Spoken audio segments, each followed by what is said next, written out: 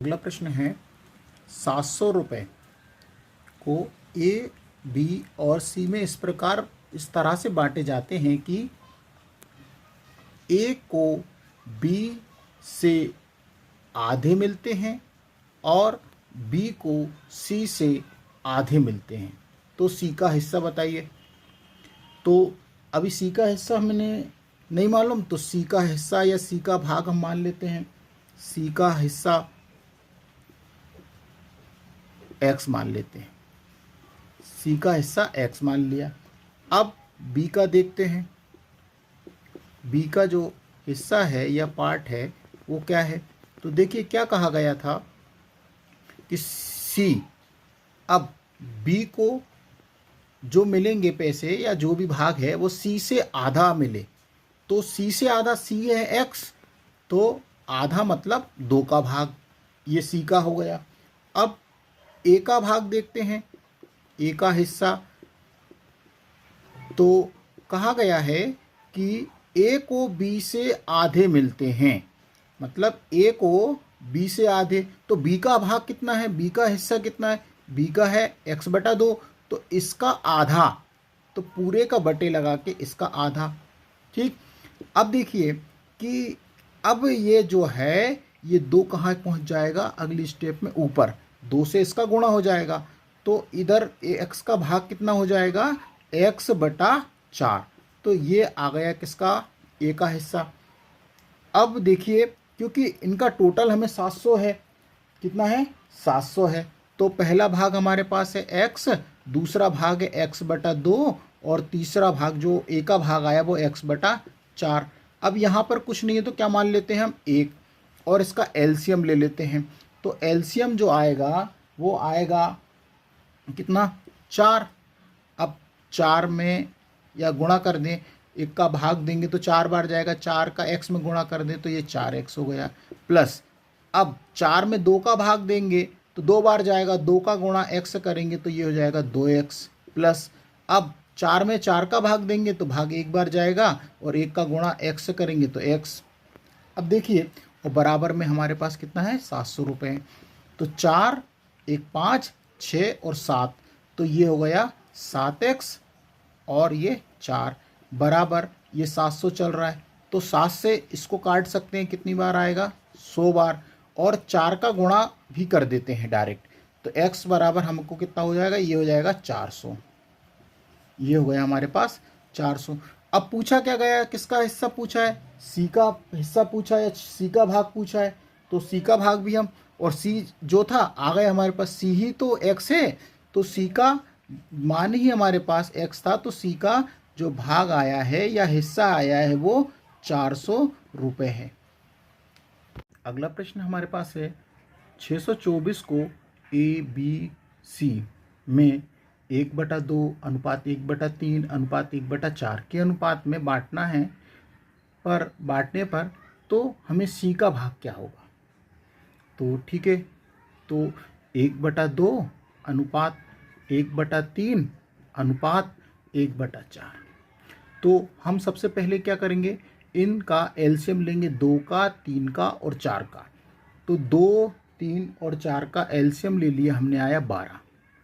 ठीक है, तो 2 का और 3 का और 4 का हमने एलसीएम लिया तो वो आया 12। अब 12 में 2 का भाग देंगे तो 6 बार जाएगा। ठीक, और फिर 12 में 3 का भाग देंगे तो 4 बार जाएगा, 3 चौक 12, और फिर 12 में 4 का भाग देंगे तो 4 तिया 12।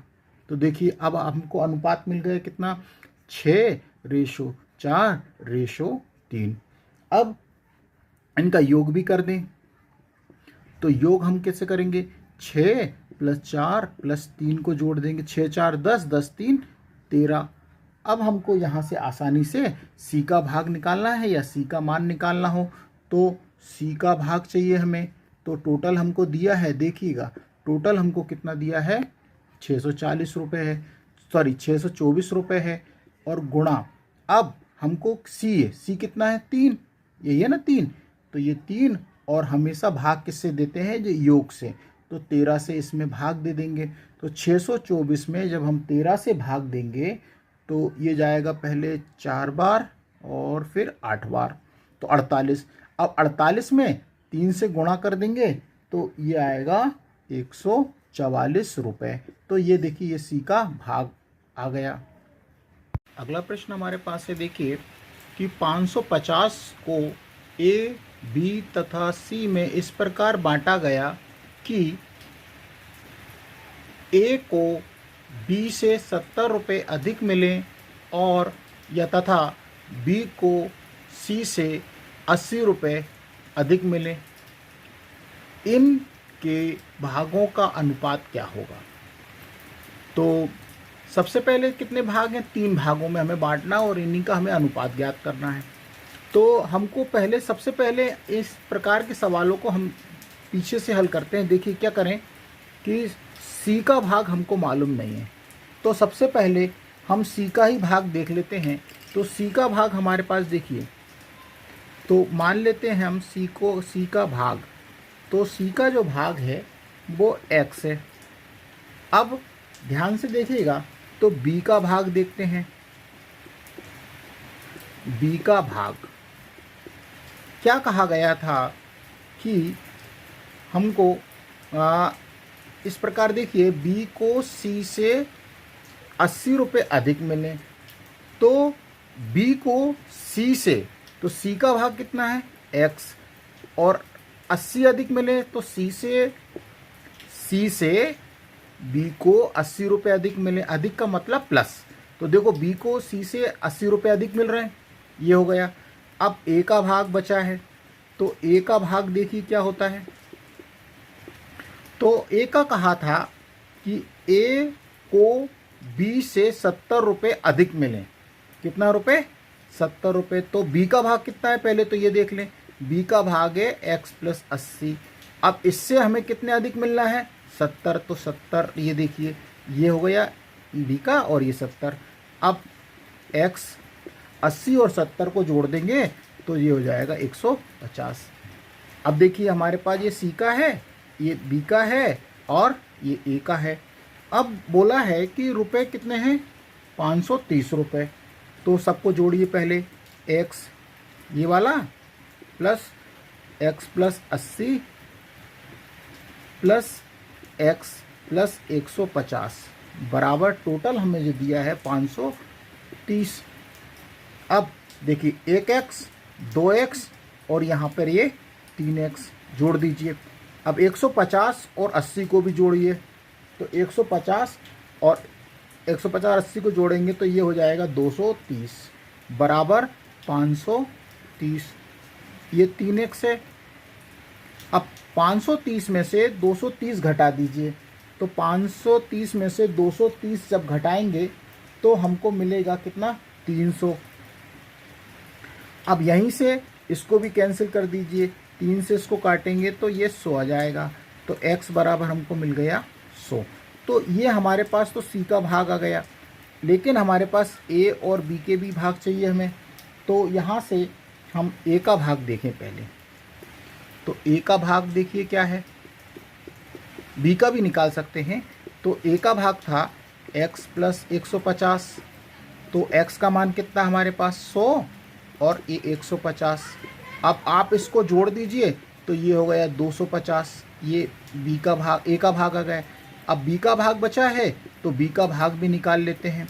तो b का भाग निकालने के लिए देखो कितना है b का, x प्लस 80। तो x का मान हमें कितना दिया है? x का मान हमारे पास 100 है, तो ये 100 और प्लस 80, तो ये हो गया 180। तो ये b का। अब बोला गया था हमसे कि इनका अनुपात निकालिए, तो a का पहले जमा लेते हैं। तो a का कितना है? 250। b का कितना है? b का 180 है और c का कितना है? 100 है। अब इनको अनुपात रूप में जमाना है क्योंकि अनुपात ही पूछा गया। तो अब इसमें हम भाग दे सकते हैं 10 से, तो 10 से भाग दीजिए, सभी में भाग देंगे 10 से। तो ये कितना आएगा? ये आएगा 25 और ये आएगा 18 और ये आएगा 10। तो यही अनुपात पूछा गया था हमसे कि a अनुपात b अनुपात c, तो इन तीनों का अनुपात पूछा गया था। अगला प्रश्न हमारे पास है कि एक त्रिभुज की भुजाओं का अनुपात हमको दिया 1:2:1 1/3 अनुपात 1/4 है। यदि त्रिभुज का परिमाप 52 सेंटीमीटर हो तो उस त्रिभुज की सबसे छोटी भुजा क्या होगी? तो भुजाओं का अनुपात दिया है, तो क्या दिया है? 1/2 अनुपात 1/3 अनुपात 1/4। तो हमने आपको पहले भी बताया, इससे पहले भी। तो क्या करेंगे, जब भी 1 में हो, बटे में, तो पहले हम 2 का, 3 का और 4 का एलसीएम ले लेंगे। एलसीएम, तो ये एल है, तो अब हम इसका एलसीएम लेंगे तो 12 आएगा। अब 12 में 2 से भाग देंगे तो ये आएगा 6 बार, और फिर 12 में 3 से भाग देंगे तो 4 बार, 3 चौक 12 होता है। फिर 12 में 4 का भाग देंगे तो 4 तिया 12, ये आ गया। अब हम क्या आ गया? अनुपात 6 अनुपात 4 अनुपात 3। अब इनका योग भी साथ साथ कर देते हैं अपन, योग। तो 6 + 4 + 3, तो 6 4 10, 3 13। ठीक है। अब परिमाप, त्रिभुज का हमको परिमाप दिया है, तो परिमाप मतलब होता है भुजाओं का योग ही परिमाप कहलाता है। तो परिमाप दिया है, तो परिमाप मतलब ये टोटल ही है, भुजाओं का योग ही है, ये योग टोटल। तो हम क्या करेंगे, छोटी भुजा चाहिए हमें, तो छोटी भुजा, तो छोटी भुजा निकालने के लिए तो टोटल कितना है, मतलब परिमाप मतलब भुजाओं का योग ही परिमाप कहलाता है। और छोटी भुजा देखिए यहाँ पे कितनी है, 3, तो ये 3, और हमेशा भाग किससे देने को बोला है? 13 से, तो ये 13 से भाग दे दीजिए, तो 13 चौको 52 होता है। तो और 4 का 3 में गुणा कर देंगे तो 4 तिया 12 सेंटीमीटर, यही हमारा आंसर है। और यदि बड़ी भुजा पूछता तो हम बड़ी भुजा को भी आसानी से, बड़ी भुजा कितनी, 6, तो यहाँ पे हम रख के कर सकते हैं।